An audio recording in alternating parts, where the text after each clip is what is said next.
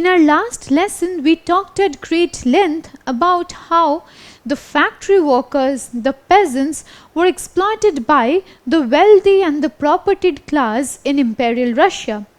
We learned that the factory workers had to live in miserable conditions in the dormitories, and they had to work for as long as 15 hours a day in the factories and industries. And for these reasons, the factory workers often went on strikes. Likewise, peasant protests also broke out throughout Russia. So, having learnt about these reasons and how the seeds of discontentment, of disappointment, of anger and rebellion was sown in the masses' minds, in this lesson we will be focusing on how socialism entered Russia. Because these people, be that the peasants, the factory workers or the common people, were looking for ways to voice their opinions. And so, socialism as a philosophy that is against the ownership of private property now gained prominence and popularity among these people. And it is for this reason that socialism became prominent and very popular and influential in the politics of the Imperial Russia in the first half of the 20th century. It is this discussion that we will be taking up in this lesson. Inspired and directly influenced by Marxian ideals, some socialists founded the Russian Social Democratic Workers' Party in 1898. So this was a direct repercussion of the treatment that was meted out to the workers in the factories as well as the industries. These workers were exploited and they were drawn by the Marxian ideals. The Marxian ideals that strove to achieve a classless communist society. The Marxian ideals that were against the accumulation of wealth by individuals. And to this end, these socialists now founded the Russian Social Democratic Workers' Party in the year 1898. We have learned that the Imperial Russia was an absolute monarchy, and in any absolute autocratic regime, no kinds of dissenting opinions, of contrasting voices are acknowledged or recognized. In fact, autocratic monarchs or rulers always thrive by suppressing the voices of masses. And since political parties were illegal in Russia pre-1914, this organization, that is to say the Russian Social Democratic Workers' Party, had to function as an illegal one. At this point of time, when it was founded in 1898, it was not able to function as a legal political party. It had to function as an illegal one, but it had power and influence in the politics nevertheless. Now, some socialists believed that the peasants should be the face of the revolution. And so, these people posited the idea that the peasants will be able to revolt against the Tsar to overthrow him. And to this end, they now wanted to establish a socialist government in Russia. And these socialists who held this opinion founded the Socialist Revolutionary Party in the year 1900.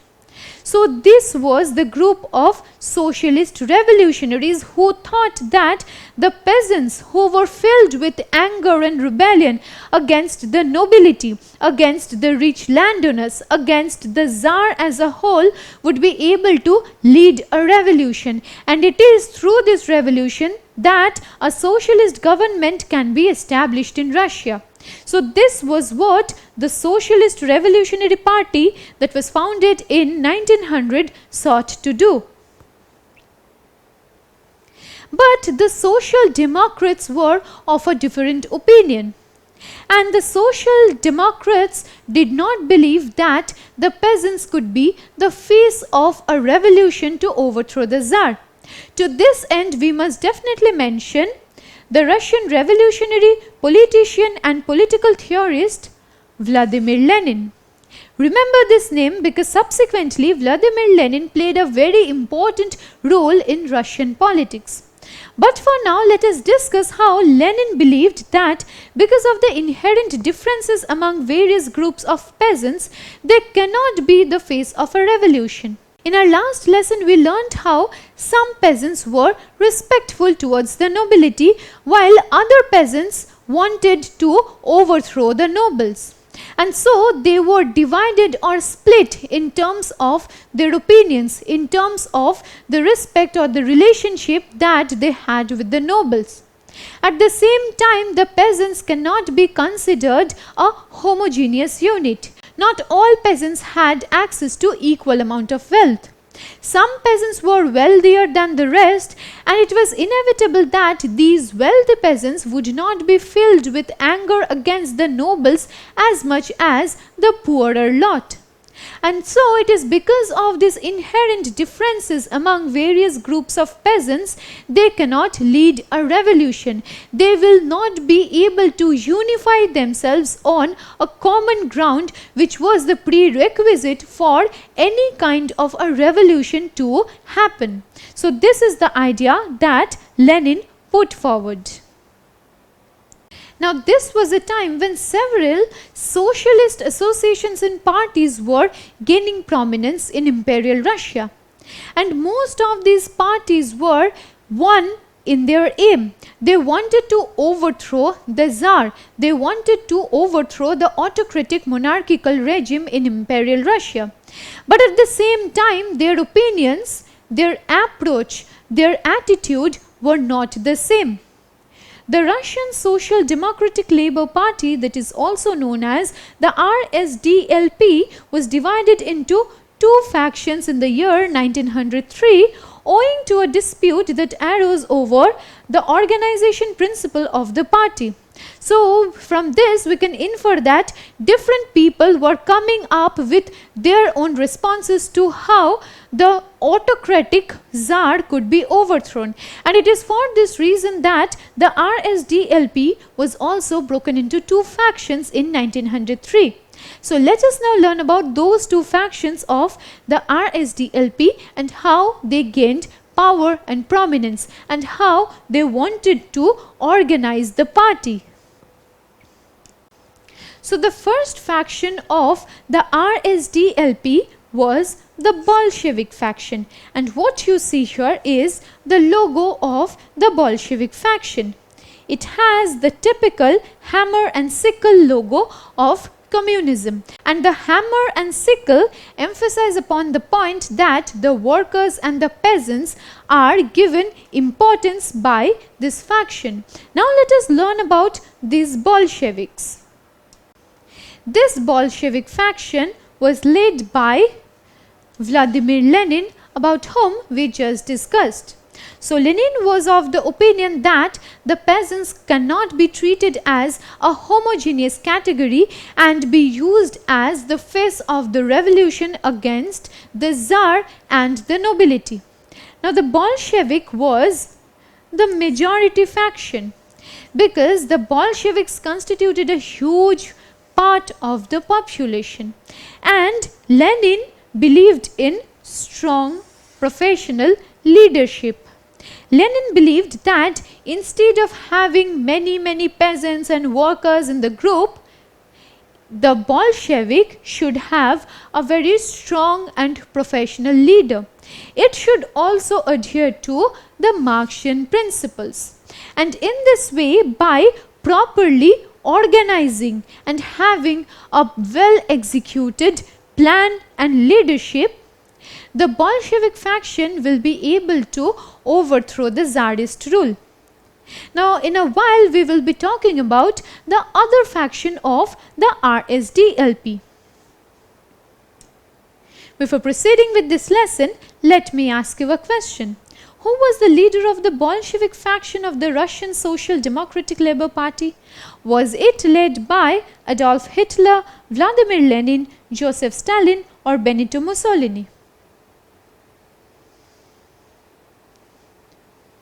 Well, the correct answer is Vladimir Lenin. When the RSDLP was broken into two factions in 1903, the majority faction came to be known as the Bolshevik faction, and it was led by the Russian revolutionary social democrat, political theorist and politician that was Vladimir Lenin. Now, against the Bolshevik faction was the Menshevik faction, and what you see here is the logo of the Menshevik faction. The Menshevik faction was led by the social revolutionary Julius Martov. Now, Julius Martov's ideas of organizing the party or faction was very different from that of Lenin. Firstly, a very important point about the Menshevik faction is that it was the minority faction. At the same time, the Menshevik faction also believed in wider representation.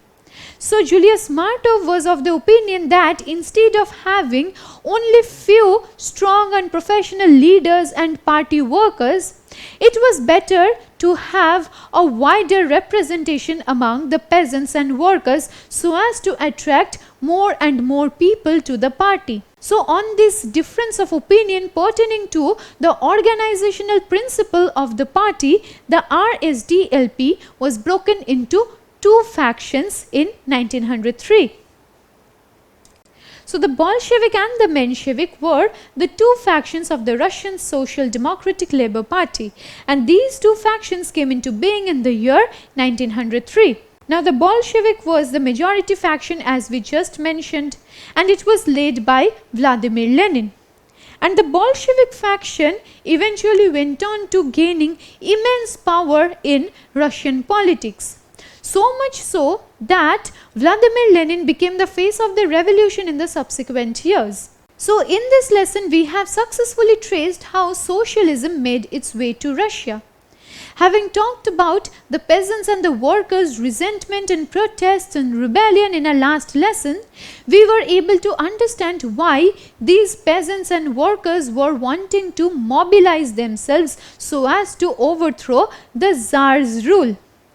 And so, various socialist democratic parties were now coming to being. Firstly, we talked about the Russian Social Democratic Workers' Party, and then many other parties were being formed. Different groups of socialists had their own approach to this idea of overthrowing the Tsar. Subsequently, we talked about the Russian Social Democratic Labour Party and how it was split into two factions based on those two factions' organizational principle. We learned that the Bolshevik faction was led by Vladimir Lenin and the Menshevik faction by Julius Martov.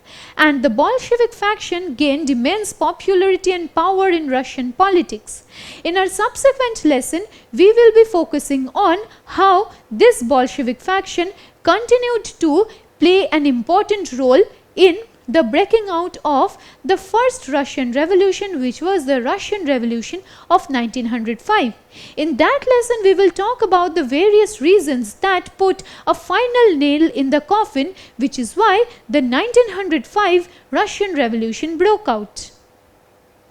Don't forget to subscribe to our channel and hit the bell icon. You can also register for free at DeltaStep.com or download the DeltaStep app to learn one-to-one with our amazing teachers or to get access to all our 5,000 plus amazing videos as per your school syllabus. Master each topic with our adaptive practice technology. Get million plus questions with step-by-step solutions and unlimited mock tests. Get all your doubts resolved instantly. Learn via games and win amazing prizes like PlayStations and iPads. So at DeltaStep, learning is not just fun and easy, it's rewarding too. So register for free now.